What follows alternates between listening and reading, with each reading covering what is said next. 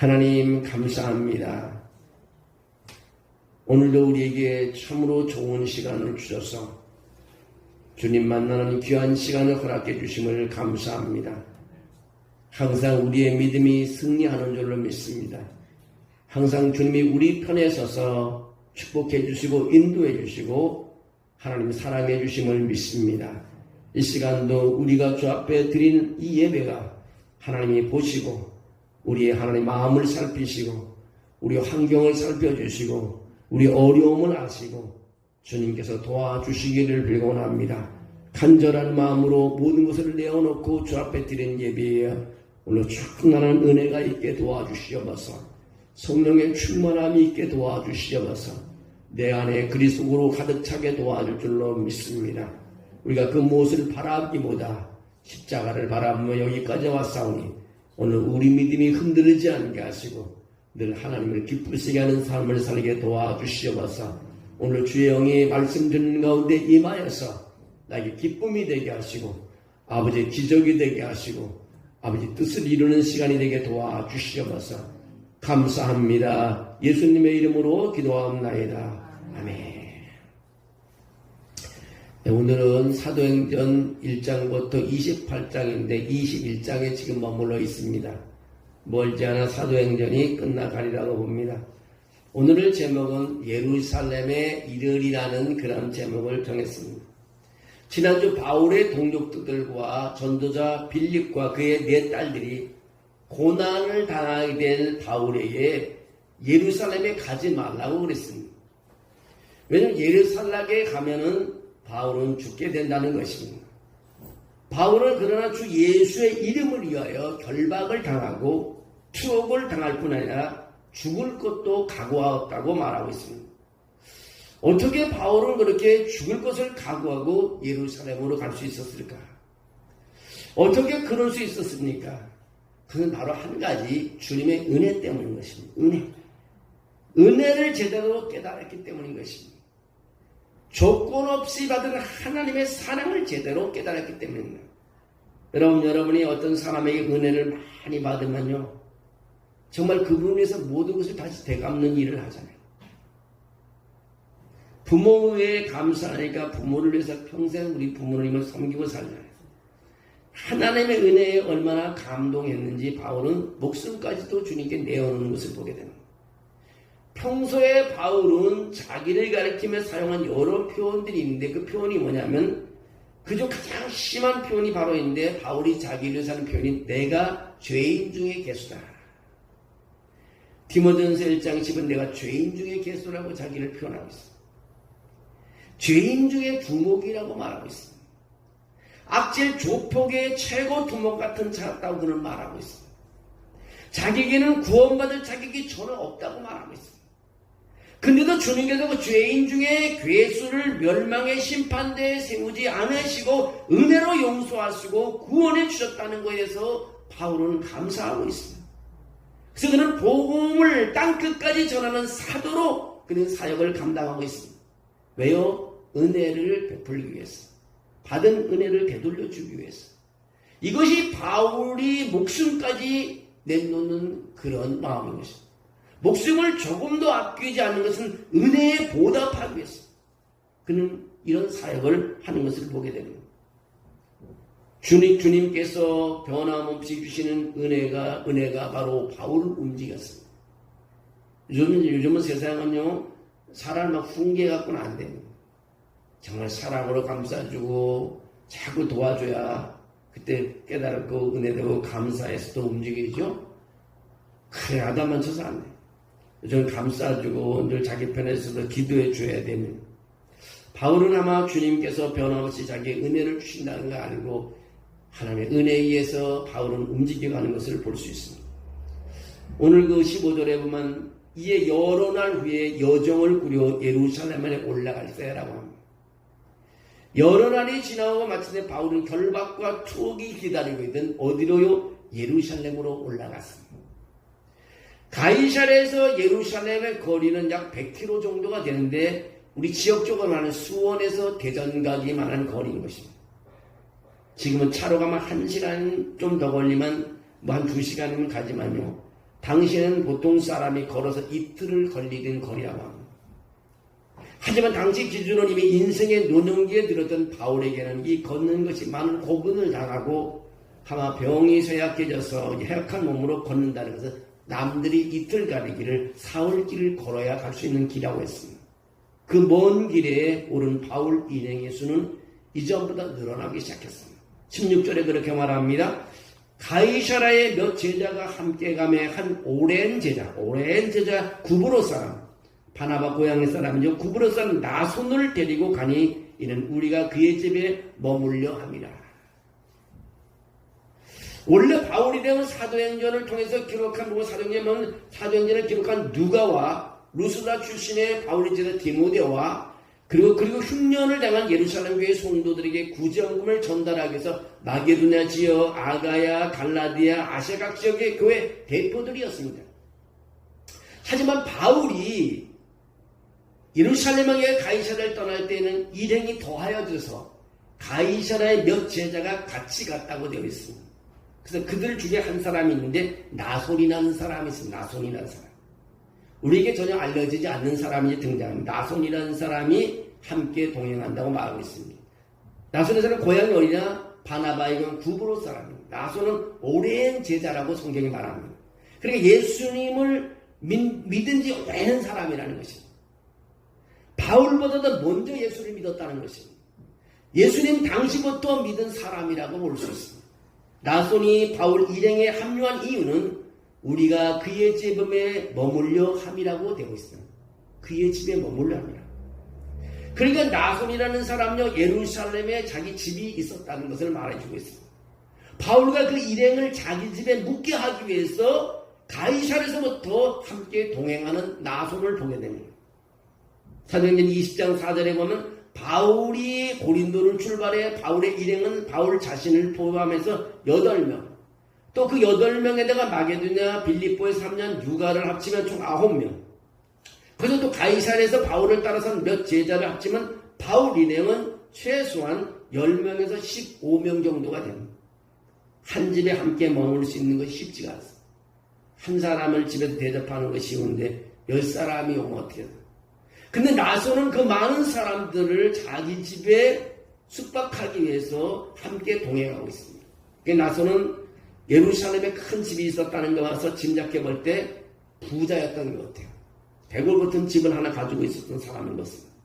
그 부자가 이제 뭡니까? 바울과 함께 동행합니다. 바울은 어떤 사람입니까? 앞으로 예루살렘에 가서 결박을 당하고 투옥될 것으로 예언을 받은 사람입니다. 그런 바울과 그 일행을 예루살렘에 있는 자기 집에 묵게 하기 위해서 가이사랴에서 바울과 동행해 왔습니다. 그는 가이사랴에서 아까도 얘기했지만 대전에서 수원까지 오가는 긴 거리입니다. 이 긴 거리 함께 동행하면서 며칠을 걸어가면서 함께 했다는 것은 얼마나 바울에게 힘이 되고 그의 길에 복된 일인지 모릅니다. 주님께서 나손을 통해 바울과 그와 함께 일행이 예루살렘에 머물 숙소까지 책임져 주실 정도로 은혜를 베푸셨다는 것입니다. 뒤돌아보면 하나님의 은혜인 것입니다. 하나님 다 예배해 놓은 것입니다. 하나님의 바울을 위해서 예배해 놓은 것입니다. 하나님의 사람들이 가는 곳마다 예배해 놓은 것입니다.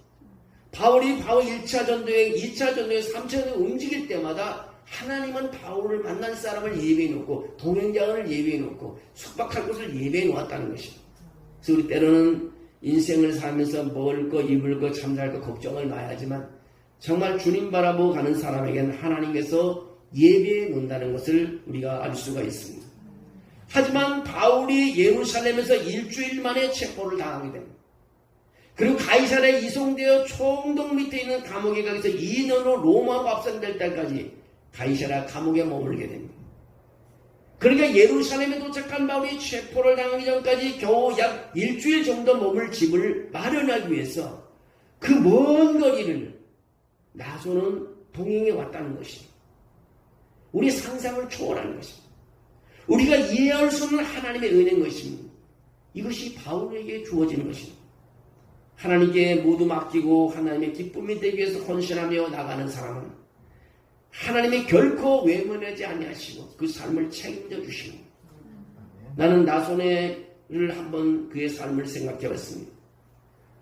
바울같이 주님께 인정받는 위대한 사도를 위해서 자기를 기꺼이 섬기고 자기 집을 내어줬다는 것이 얼마나 큰 축복인가.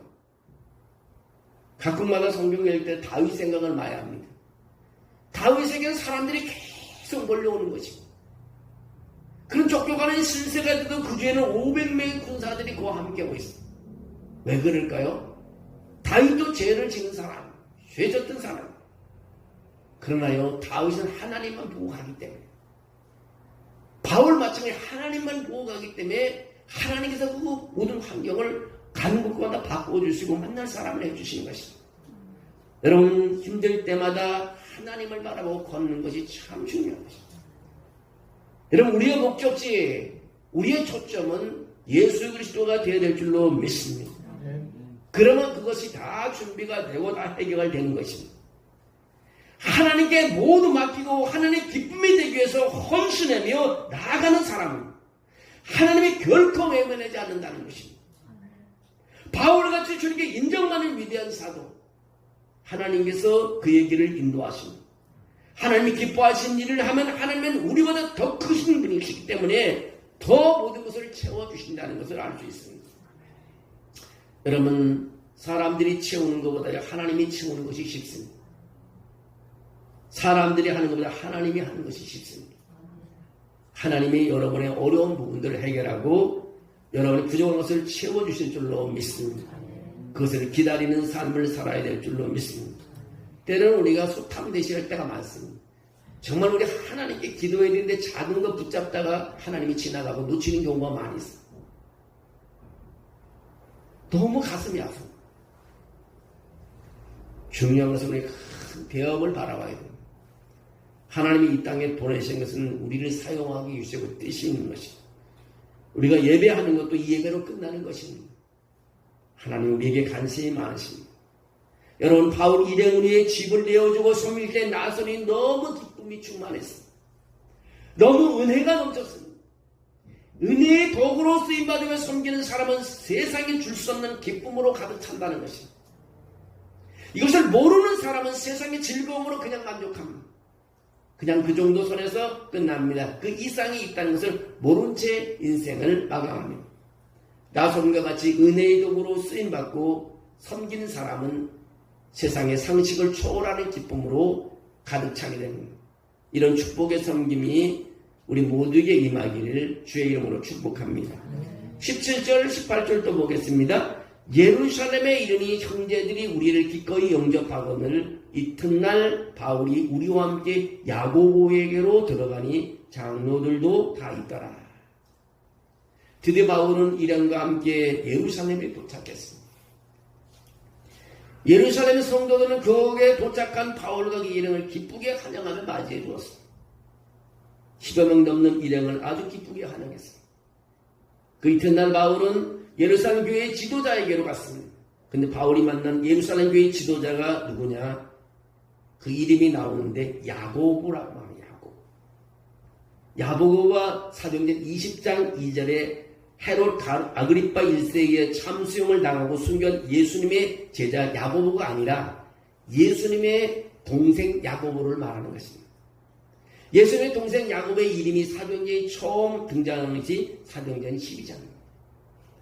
베드로가 감옥에서 풀려나 곧장 성도들이 함께 모여 기도하고 있는 마가라는 요한, 그 어머니 마리아 집으로 갔습니다.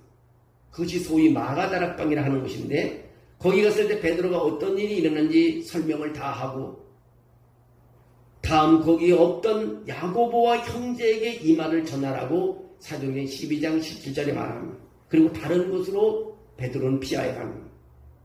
이것을 보면 예수님의 수제자라고 여겨지던 베드로도 벌써 이때부터 예수님의 동생 야고보를 예루살렘 교회의 최고 지도자로 인정하고 있던 사실을 기록하고 있습니다.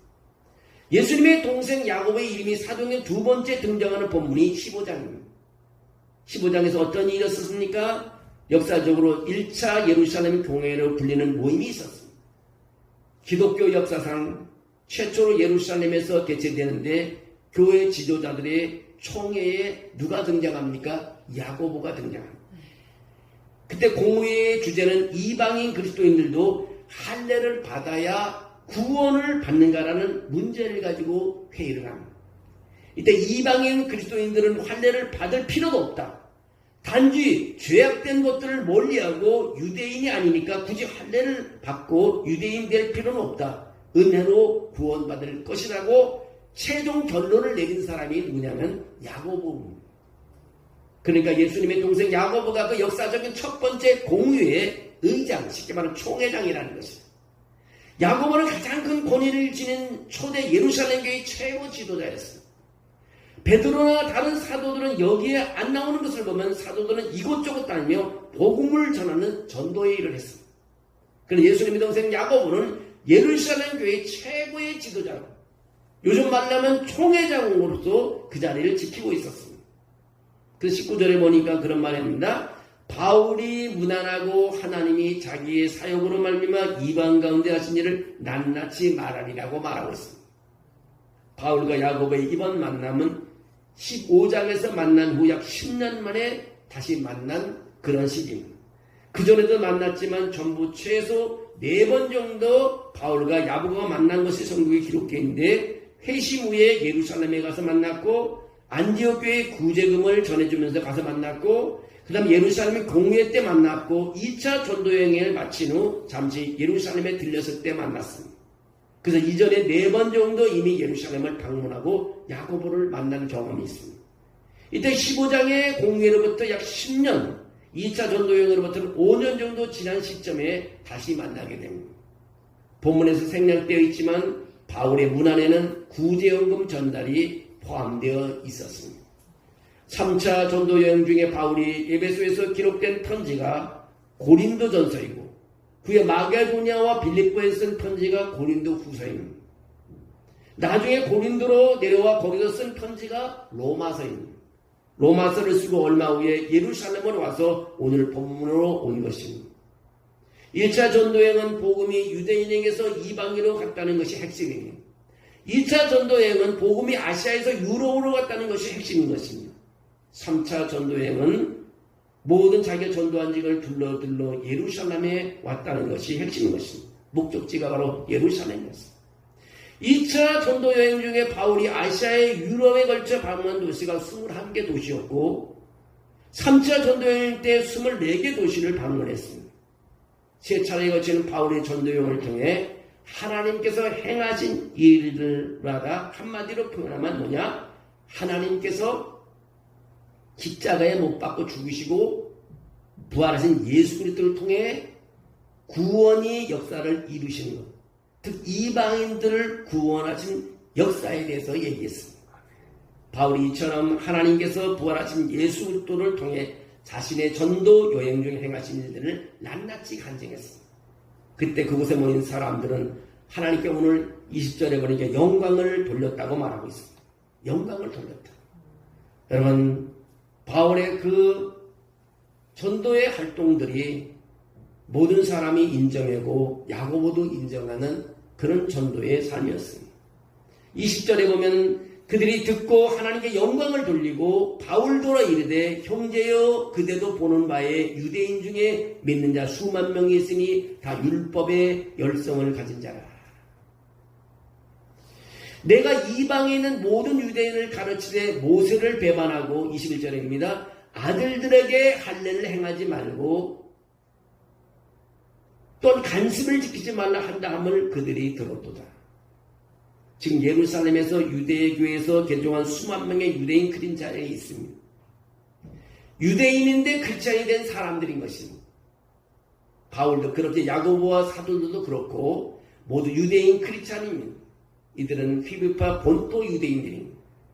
유대교에서 개종한 유대인 크리스찬들은 예수를 구주로 영접함에도 불구하고 율법에 따른 유대 전통을 여전히 지키는 사람들이었습니다. 우리 한국도 그러잖아요. 유교의 가정에서 살아온 사람은 한국 유교 영향이 엄청 큰데요. 예수를 믿어도 그 유교 사상이 있어요. 그리고 어긋나리의 장유유서라든가 어긋나리에 마저 혼나요. 기독교 문화권에 있어서 우리는 유교 그 영향을 많이 받아갖고 그냥 윗사람을 잘 접대해야 되고 순종해야 돼요. 무조건 순종해야 돼요. 그래서 만약 갈등이 일으키는데 여기도 마찬가지입니다. 유대인들이 예수를 믿어도 율법을 버리지 않고 같이 지키는 것입니다. 이들은 예수님을 믿지만 할례를 받아야 구원받는 것을 주장하고 버리지 않습니다. AD 50년 사도행전 15장은 예루살렘의 공회에서 분명히 그게 아니라고 확정했음에도 불구하고 계속 그렇게 주장하는 사람들이 여전히 있습니다. 그래서 그런 사람이 얼마냐? 여기 성경에 말하기에 그렇게 말하고 있습니다. 수만 명이 있다고 합니다. 야고보 그렇게 수만 명이 있다. 그동안 사도 바울은 세 차례에 걸쳐 전도여행을 통해 주로 이방인들에게 복음을 전했습니다. 물론 자기 민족을 위해서 가는 곳마다 유대인 hen당에 먼저 들어가서 복음을 전했습니다. 그러니까 먼저 자기 민족을 위해서 복음을 전하고 그 거부당하니까 다시 이방인들에게 복음을 전한 것이 바울의 전도 방법입니다. 이방인들은 유대인들이 아니기 때문에 굳이 유대인처럼 예수를 믿을 필요가 없었습니다. 그냥 믿으면 되는 것입니다. 할례를 하지 않아도 됐습니다. 그것이 예루살렘 공회에서 이미 결정한 내용인 것입니다. 21절에서 바울이 이방 아시아와 유럽에 있는 유대인들에게 모세를 배반하고 아들들에게 할례를 행하지 말라고 하고 간습을 지키지 말라고 가르쳐서 소문이 퍼졌다고 말합니다. 예를 들자면 바울의 아들 같은 제자 디모데가 있었습니다. 디모데의 아버지는 그리스 사람이고 어머니는 유대인입니다. 아버지 쪽으로 따지면 굳이 할례를 받을 필요가 없었는데 복음을 전하는데 방해가 될까봐 2차 전도여행 때 루스드라에서 바울이 디모데를 발탁하여 떠날 때 할례를 행했습니다. 유대인들은 어머니 유대인이면 유대인으로 치니까 그랬습니다. 굳이 받을 필요가 없었지만 걸림돌이 될까봐 할례를 행했습니다. 오늘 여기서 바울은 예수를 믿는다는 유대인 크리스찬들까지도 오해를 받고 화를 당할 수 있는 상황이 되었습니다. 그래서 어떻게 합니까? 22절에 그렇게 말합니다. 그러면 어찌할꼬 그들이 필은 그대가 온 것을 들으리니. 야고보와 예루살렘 교회 장로들도 바울이 모세를 배반하고 유대인들의 간습을 짓밟는다는 소문을 들어 잘 알고 있었습니다. 요즘도요 정말 분별력이 필요할 때인 것입니다. 무엇이 진실인지 잘 분별하는 지혜가 정말로 필요한 때인 것입니다. 우리가 말하는 이대로 하라. 23절 25절에 그렇게 말합니다. 우리가 말하는 이대로 하라. 서원한 네 사람이 우리에게 있으니 그들을 데리고 함께 결례를 행하고 그들을 위하여 비용을 내어 머리를 깎게 하라. 그러면 모든 사람이 그대에 대하여 들은 것이 사실이 아니고 그대도 율법을 지켜 행하는 줄로 알 것이라. 주를 믿는 이방인에게는 우리가 우상의 제물과 피와 목매어 죽인 것과 음행을 피할 것을 결의하고 편지하였느니라 하니. 이제는 오늘 바울이 정말 율법을 다시 유대인답게 행하는 모습을 보여줘야 될 그런 시기가 왔습니다. 야고보와 예루살렘 교회 장로들은 바울에게 그 서원한 4명과 함께 성전에 머물려면서 그들이 결례를 행하고 머리를 깎는 비용을 치러주라고 이야기합니다. 그렇게 함으로 예수님을 안 믿는 유대인들은 오해할지 몰라도 유대인 크리스찬들은 바울이 모세를 배반하는 것이 아니라고 생각하며 오해를 끝낼 수 있는 길이 되기 때문에 그렇게 하라고 했습니다. 그러면 바울이 어떻게 합니까? 26절에 그렇게 말합니다. 바울이 이 사람들을 데리고 이튿날 그들과 함께 결례를 행하고 성전에 들어가서 각 사람을 위해 제사될 때까지 결례 기간이 만기된 것을 신고하니라. 결국 바울은 그 4명과 함께 성전에 머물면서 야고보가 예루살렘 교회 장로들이 조언해 준 것처럼 그 결례를 행하는 머리를 깎는 데 드는 경비를 치르고 그렇게 도와줌으로써 자기는 유대인의 전통과 간섭을 버린 게 아니고 유대인으로서 자기도 다 지킨다는 것을 공개적으로 보여줍니다. 여러분, 예루살렘에 죽을 것도 각오하고 온 바울이 조금 위험해지는 것 같으니까 살짝 타협해서 율법도 좋다고 하는 것처럼 보이게 됩니다. 사실 목숨을 걸고 온 바울은 목숨을 잃는 게 두려워서가 아니고 다 그렇게 해서 타협을 한 것이 아닙니다. 왜 바울이 이렇게 했는가 하는 것은 3차 전도여행 중 예루살렘에 오기 전에는 고린도전서에 다 나와 있습니다. 고린도전서 9장 19절에서 23절을 제가 읽어보면 이렇습니다. 바울이 쓴 편지입니다. 나는 어느 누구에게도 얽매이지 않는 자유로운 몸이지만 많은 사람을 얻으려고 스스로 모든 사람의 종이 되었습니다. 유대 사람들에게는 유대 사람을 얻으려고 유대 사람같이 되었습니다. 율법 아래에 있는 사람에게는 율법 아래에 있지 아니하면서도 율법 아래에 있는 사람을 얻으려고 율법 아래에 있는 사람같이 되었습니다.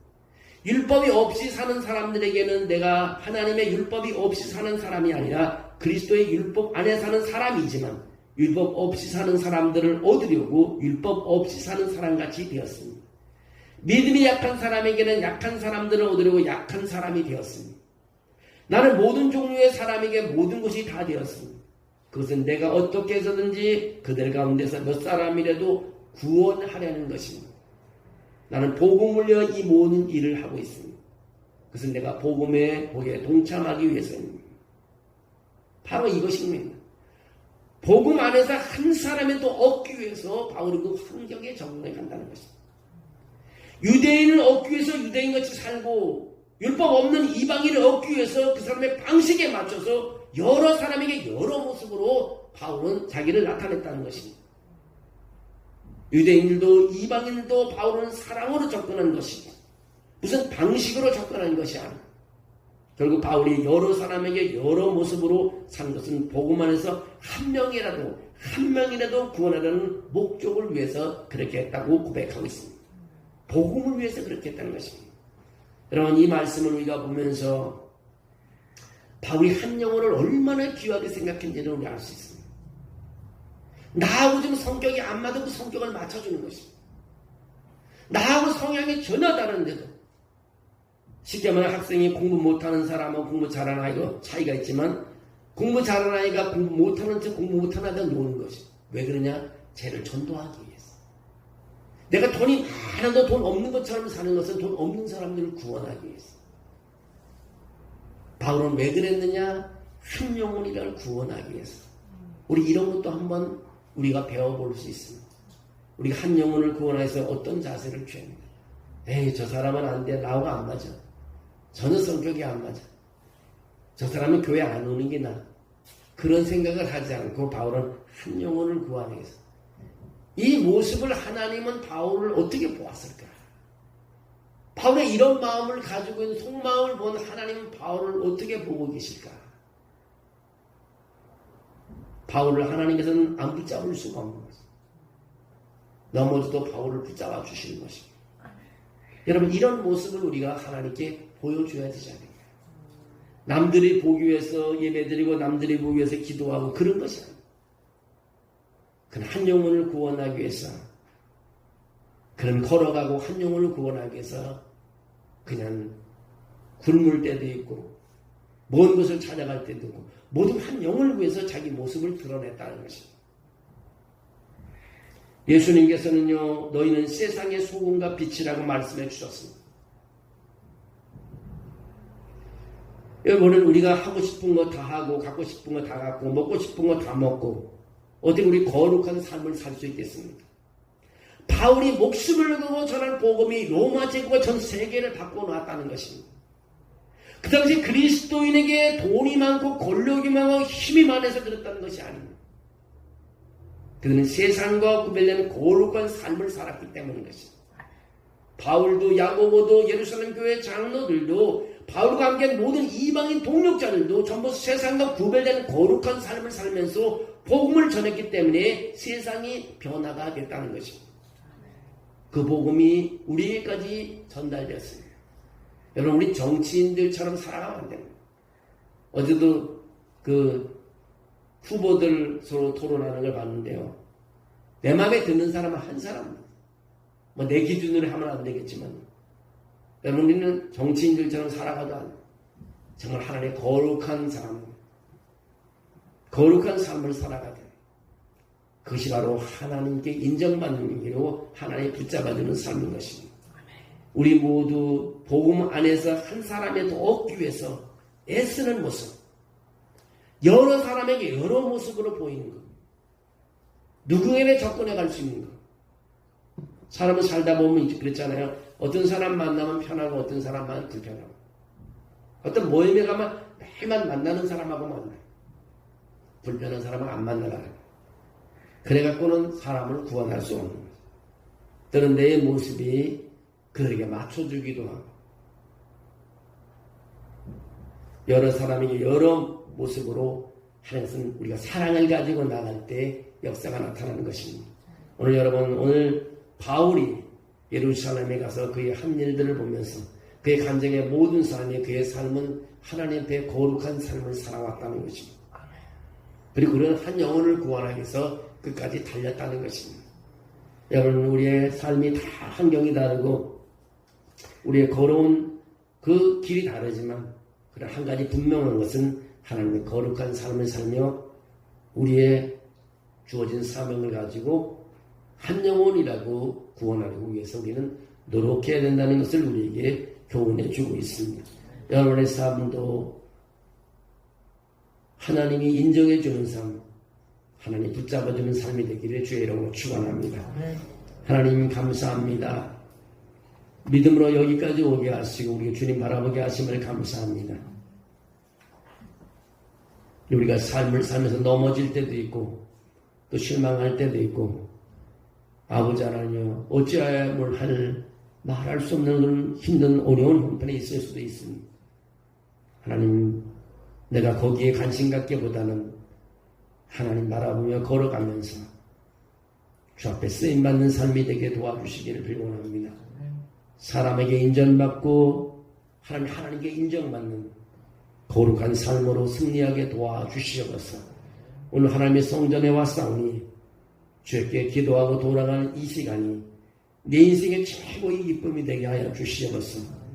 아버지 무슨 일이라든지 하나님이 나를 지켜보고 계심을 알고 내 아는 일을 축복하심을 믿고 아버지 지금은 어둠에 있지만 빛으로 하나님의 인도를 받는 그는 하나님의 사람들이 다 되게 도와주시옵소서. 영접하는 자 그 이름을 믿는 자에게는 하나님의 자녀가 되는 권세를 준다고 했사오니 이제 예수님의 이름으로 한 자녀의 이름으로 외칠 때마다 역사가 나타나게 도와주시옵소서. 하나님 아들을 아버지가 도와주시지 하나님의 자녀는 하나님이 도와줄 줄로 믿습니다. 오늘 삶 속에 그런 승리의 삶을 살 수 있도록 축복해 주시옵소서. 역사가 있을 줄로 믿습니다. 예수님의 이름으로 기도합니다. 아멘.